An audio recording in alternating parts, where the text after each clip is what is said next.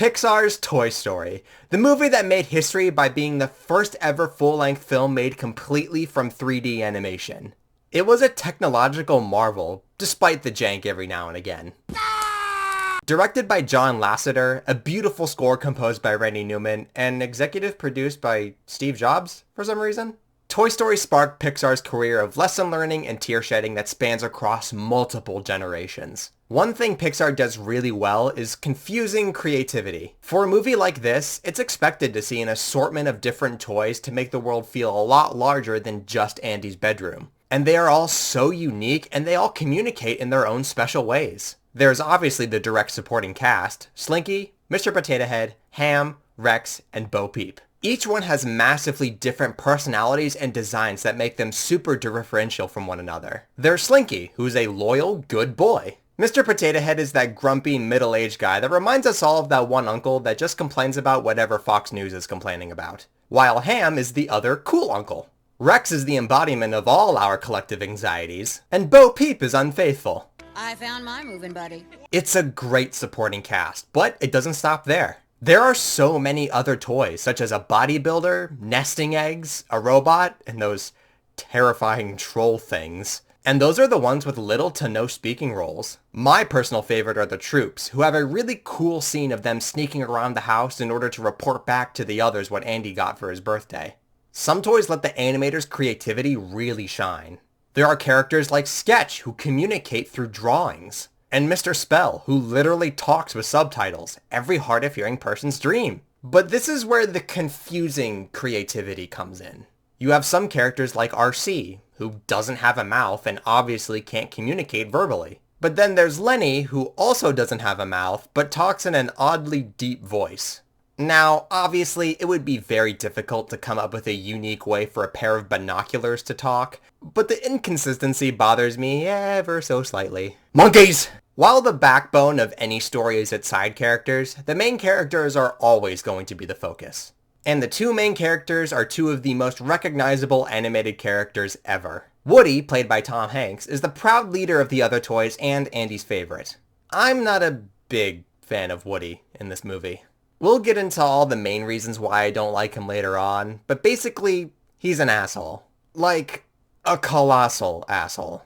Not even the kind of asshole where you don't really care that they're an asshole because they're just so charismatic. The thing is though, Woody at the beginning of the movie isn't that asshole. I've said asshole a lot the past 30 seconds. When Woody is still the favorite, he is actually very confident and is always trying to do what's best for Andy and the other toys. He makes sure that all the toys have moving buddies so none of them become lost toys during their move and reassures them that none of them will be replaced following Andy's birthday. But little did he know, someone would be replaced.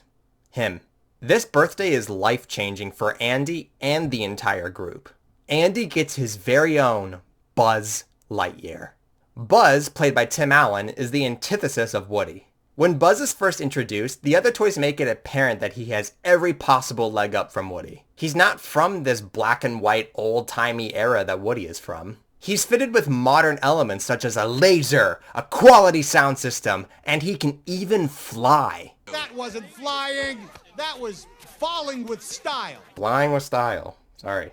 Buzz is also a lot nicer than Woody, as you can tell. But the most unique thing about Buzz is that he doesn't know he's a toy. He genuinely believes that he is the Buzz Lightyear. However, this whole plot point is very strange if you actually start to think about it, because it's never brought up or hinted at that any of the other toys have ever experienced this. Why is it that Buzz is the only toy who doesn't know he's a toy?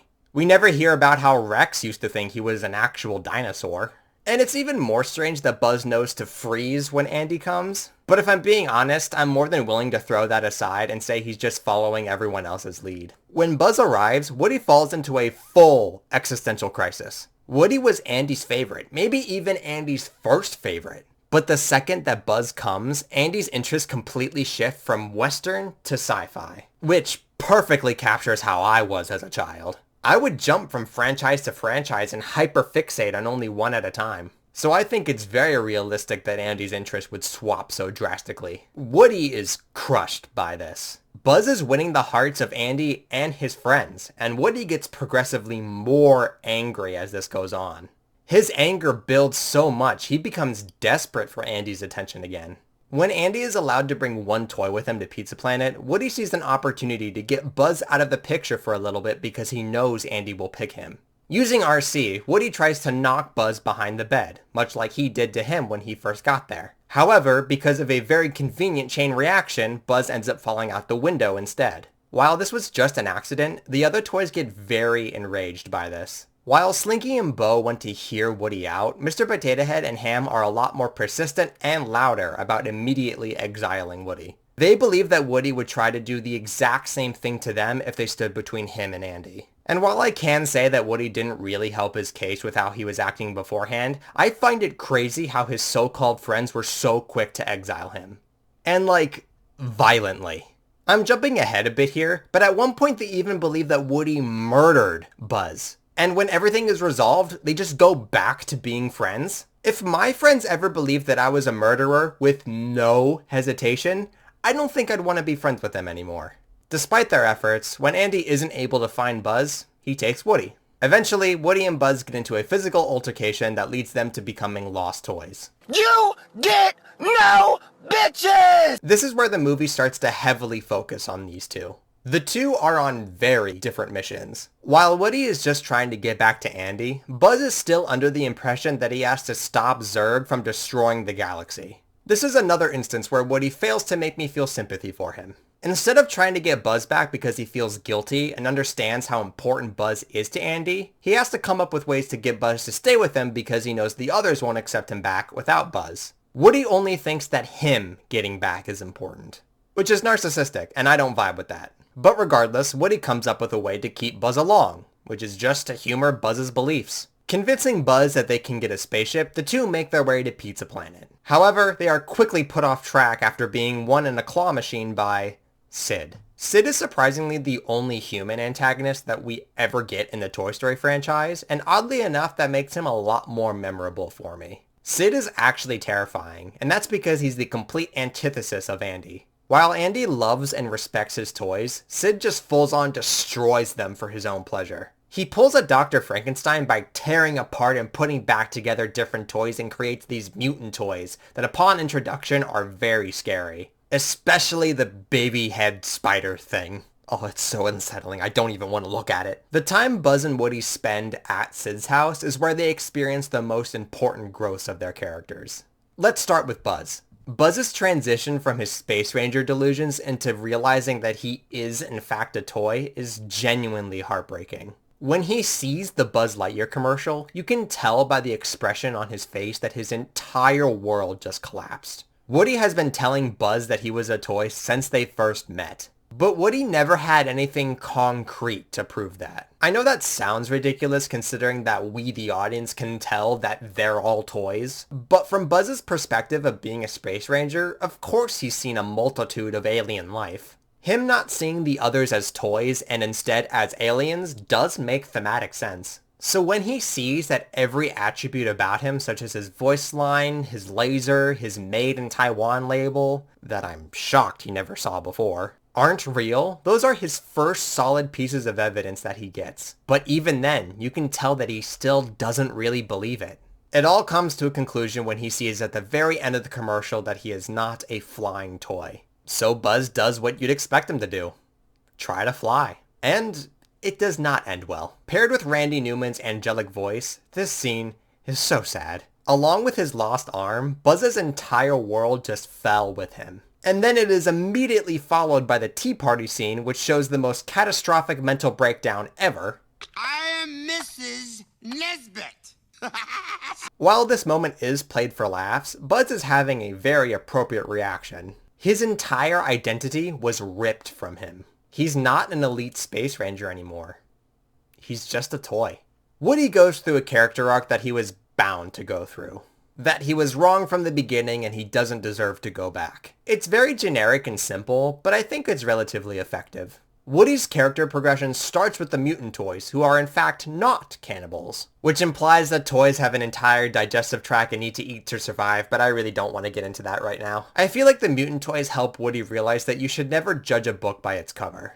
When Buzz first came along, Woody disliked the sheer image of him. But with the mutant toys, while he was terrified at them at first, he learns that they are just trying to fix other toys and are still good at heart. This leads to Woody recruiting them to help save Buzz from Sid blowing him up. This scene really shows Woody's intelligence and leadership skills when he's not being an asshole. Buzz has a very commanding sense of authority, so Woody kinda has to earn others' respect. But one thing I noticed is that Woody's plans either do work out or would have worked out. Even when Woody knocks Buzz out the window, the catalyst for this entire plot, Andy still ends up picking Woody, so his plan still did work, just in an accidental way. So I do think between the two of them, Woody is the smarter one when he has time to sit down and think instead of letting his emotions control his actions. Woody's plan involves breaking some rules and scaring Sid into taking care of his toys. This scene has very well executed horror elements, which Pixar is surprisingly good at. I'm sure this scene made some kids afraid of their toys than loving them. I'm not too sure how the rules of toys work. Like, do they have to learn from others to freeze when humans come, or is it just a natural trait? Either way though, this scene delivered on a very unexpected yet welcome spooky scene. Woody's main development scene is his speech to Buzz. While a lot of the speech is just Woody realizing that he doesn't deserve to go back, which he doesn't, the main theme of it is that it's amazing to be a toy. Woody goes on to explain that a toy can bring so much joy into a kid's life. A toy is made to be played with, and a kid can have an infinite imagination with any kind of toy, which I think perfectly captures what it's like to be a kid. I was never much of a toy guy, but with the right resources, I could come up with any wild fictional scenario that I could.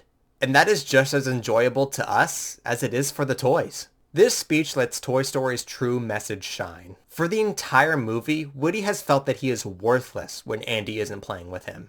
On the flip side, Buzz has been super confident in himself until his revelation, leading to him thinking less of himself because he is a toy. But by the end of Woody's speech, they both learn to value their own self-worth despite their flaws. Buzz has to accept that he is a toy, because at the end of the day, he is still a Buzz Lightyear, and Andy will always love him for that. Woody has to accept that he may not always be Andy's favorite, because Andy's interests could change in the span of a day. And just because Woody's time in the spotlight has ended, doesn't mean that the time they did spend together is suddenly erased. Buzz and Woody end up going through the same journey together. Finding their own self-worth allows them to not just be better toys to Andy, but to be better people. After that, Buzz and Woody escape Sid's house. As they try to catch up to Andy's moving truck, they create one of the most iconic scenes in animated movie history. Despite only being a toy, Buzz is able to fly higher than he ever has, bringing Woody into the clouds with him. Both of them reached heights that they never thought they could. When they let their grievances go and embrace each other for who they are, a magical scene unfolds of two friends working together to achieve a common goal. And I think that's incredible. The movie ends with all the toys gathered around to see what Andy got for Christmas, and all of them completely unbothered with the prospects of Andy getting something either new or better. Even Rex hopes that Andy gets a new dinosaur, despite being terrified of the idea earlier in the movie. But Andy gets something that will beat out any toy. Wow, a puppy! Pixar is my second favorite franchise of all time. It all started with Toy Story in 1995, before I was even born. If you could tell, I haven't really talked about my criticisms of this movie very much, mainly because they're less criticisms and more nitpicks. Because despite all the convoluted and inconsistent rules, none of these problems even scratch the surface on how amazing this movie is. It's not very common where a movie can bypass all criticism. Even down to the tiniest detail, this movie is so well put together. For example, when the troops report back during Andy's birthday, they make a joke about shitty gifts such as bed sheets and a lunchbox. Normally, you wouldn't think anything of it. However, during the montage scene where Andy's room goes from Woody merch to Buzz merch, we see Andy's bed sheets go from Woody themed to Buzz themed. This leads me to assume that a lot, if not everything Andy got for that birthday was Buzz Lightyear themed. If they really put that much thought into those kinds of details, then that makes this movie so much more magical. Side note, one of the drawings on Andy's wall shows Woody straight up murdering someone, so maybe his friends were onto something. Toy Story is one of those movies that you can just put on and enjoy from start to finish. And I think it gave a whole generation of kids the inspiration to come up with unique and interesting stories with their own toys. Thank you all so much for watching. If you enjoyed my review of Toy Story, please leave a like and comment below your thoughts on the movie. I'd love to read them. Subscribe in order to catch future reviews, and I'll be sure to save you a seat and some popcorn for when they drop. Safe travels, moviegoers!